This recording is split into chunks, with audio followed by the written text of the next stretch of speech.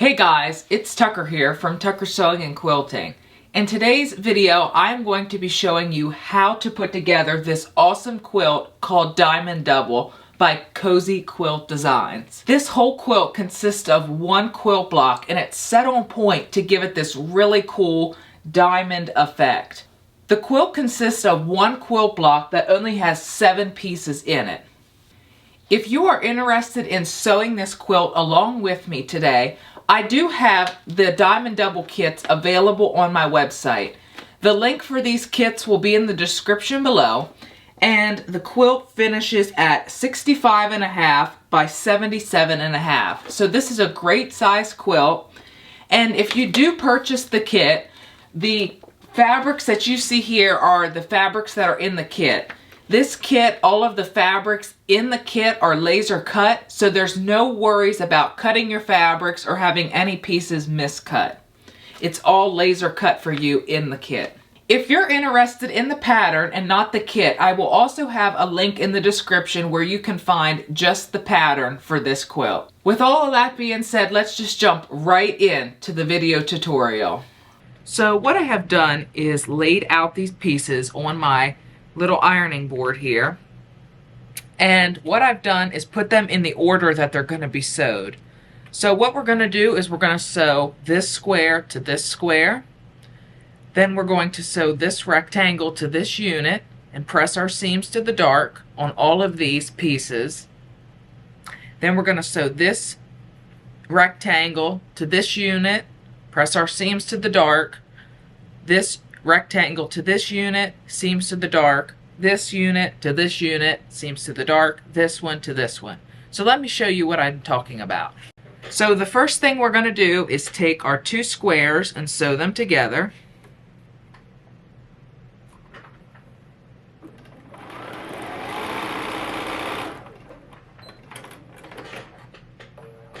So now that we have our 2 squares together, you're going to want to press towards the dark fabric.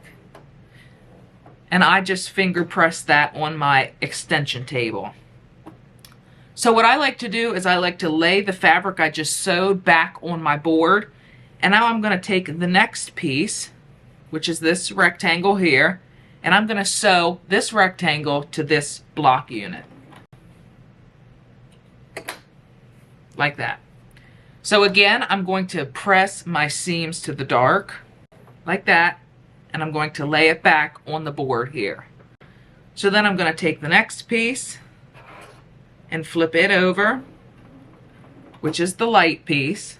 Something I want you to keep in mind is make sure that your pieces go light, dark, light, and your pieces will make this L shape. If you put a light piece here, that will make a completely different block. So we want to make sure that we're creating an L with our light and dark pieces. As you can see here in the bottom corner, we have our background square, then we have an L of our colored print, and then we have an L of our background.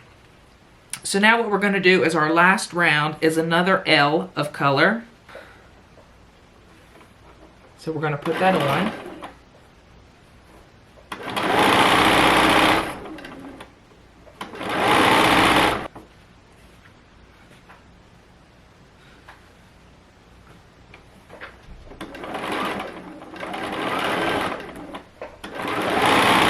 Alrighty, so this is the last strip I'm putting on, and again I'm going to press the fabric towards the dark.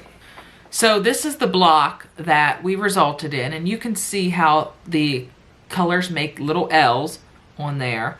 So what we're going to do is we're going to continue to make 48 of these blocks. So what I'm going to do is put you in time lapse and finish sewing up the rest of these blocks, and then I'll meet you back here for the next step.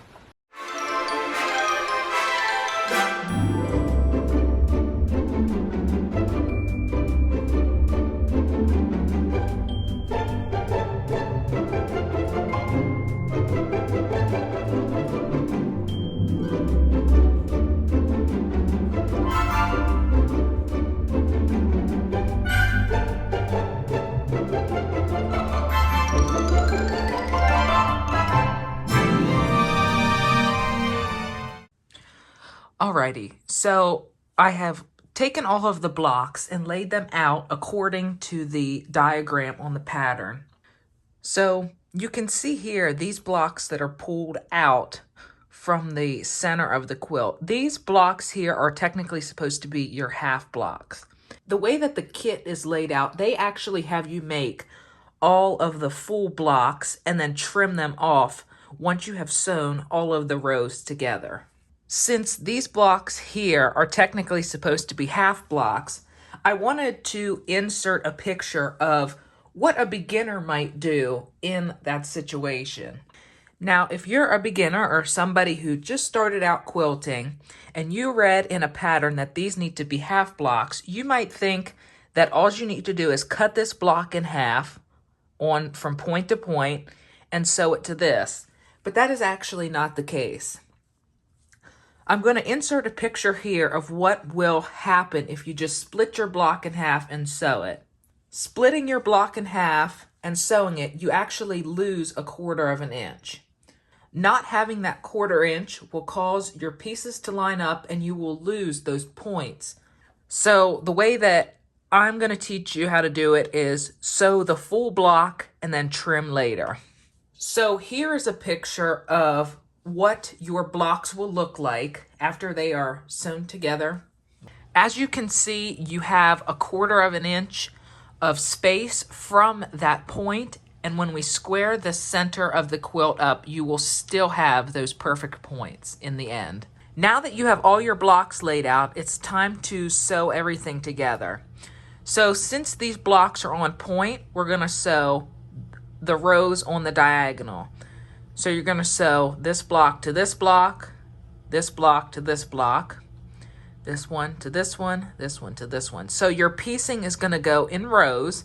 It's still going to be straight sewing, but everything is just on the point.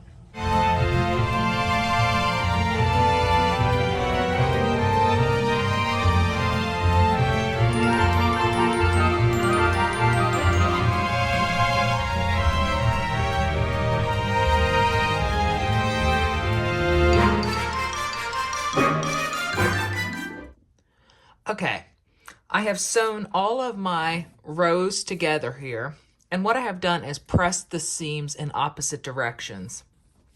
And I just laid this back out on my design wall to show you how to put the rows together. So here I have one section, and then right here I have another. And right here is where these points need to meet. But as you can see down here, there is nothing for me to line this up to know where to start from. So what I need to do is first line this up, and then in turn I can line this up on where to start. So all I'm going to do is take this block section and fold it down onto this. And right here, this is the seam that needs to nest. And since these are pressed in opposite directions, they fit together very well. And I have to peel this off of here. And I'm just going to stick a pin into it, right where those seams are. So right there, my seams are nesting. So now down here, where there's nothing to line up to, you can see right there that the fabric that is on the edge is sticking over the sewn seam 1/4 inch. And that is what we want. So the fabric that is not sewn, we want that fabric to stick over that seam allowance by 1/4 inch. So once that's sewn, I'll put up a picture. That is going to give you that extra 1/4 inch to trim your quilt top with. So let me go over to the sewing machine and show you what that looks like. So I'm here at the machine. I have the pin in place of where these two seams are nesting. And up here, where this edge is, this is the block that is technically the half block. And this is another half block. So all I'm going to do is take the unsewn block and put it 1/4 inch over that already sewn block.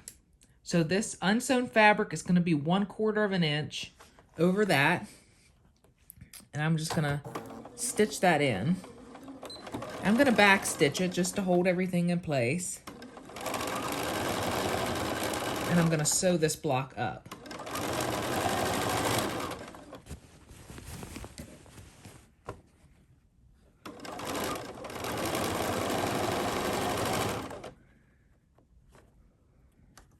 Make sure that's staying in line. So now I want to show you what that gave me.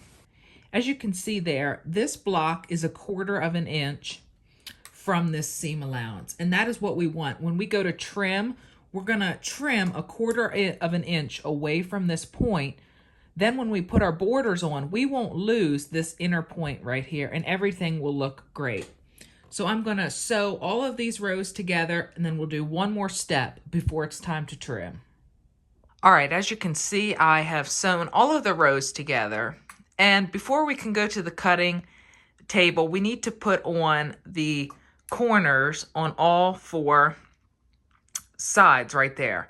And the corner pieces are the 4 half square triangles that were in the kit, or the 4 background pieces that you cut from the pattern.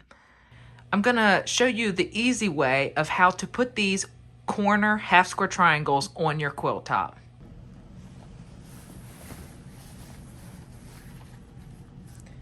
Okay, I have my quilt top here, and I have the blocks that are all 3 sewn together with no 1/4 inch here. And what we're going to do is we're going to find the center of these 3 blocks. So we're going to take this edge over here and this edge over here, and we're going to fold it in half.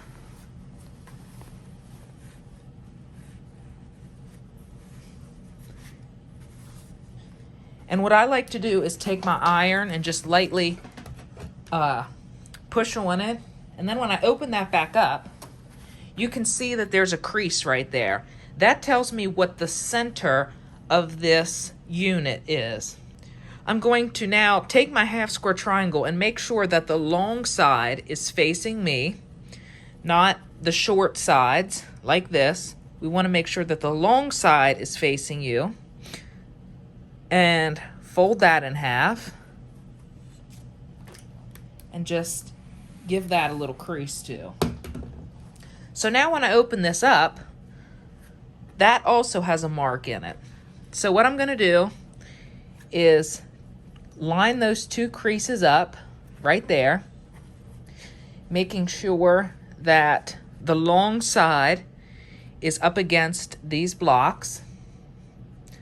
And what I'm going to do is take a pin and pin those centers, those center creases together. So once I have done this to all 4 sides, what I'm going to do is go over to the sewing machine and start over here and sew 1/4 of an inch along that entire line. And that will complete the sewing of the center part of the quilt, and I will meet you over at the cutting table when I am done. I finished sewing all of my 1/4 triangles on the corners, and now we're ready to trim. To trim this quilt, I recommend that you have at least a 6.5 inch square ruler and a long ruler that is at least 12 inches long. So what we're going to do is we're going to take our square ruler and start in the corner. And on our rulers, we always have a 1/4 inch, 1/2 inch, 3/4 of an inch, and then an inch. So what we're going to want to do is line up our 1/4 of an inch line right there at that point. So we're going to line up one of our points, and then we're going to come up here to this point and do the same thing. Make sure that our 1/4 of an inch line is lined up with the tip of that point. So then what we're going to do is make sure that both of our 1/4 of an inch lines are touching those points, and they are. And then we're just going to trim away this extra. Like that. Now what we're going to do is rotate the quilt. Now we're going to take our longer ruler and we're going to do the same thing. put that first 1/4 inch mark on the point right there. And then up here, we're going to do the same thing. Look for that 1/4 inch and line that up on the point. Just like that. Perfect. Alrighty. So then we're going to trim this block. Move that away. And you can see there, down here, right here, that this point is a 1/4 inch from the edge. And that is what we want, because when we put our borders on, our 1/4 inch seam allowance will land right there and our points will not be lost. So we're just going to continue doing this process the whole way around, all 4 edges of the quilt. I want to take note to right here at these blocks. So as you can see, all of these blocks here are our half blocks. And I want you to watch this right here. Do you see how that stretches? The reason that stretches is because all of this fabric here is on the bias. Now remember, we need to put borders on here. And when we put borders on, we do not want the quilt top to stretch, because that'll give you fullness in the border.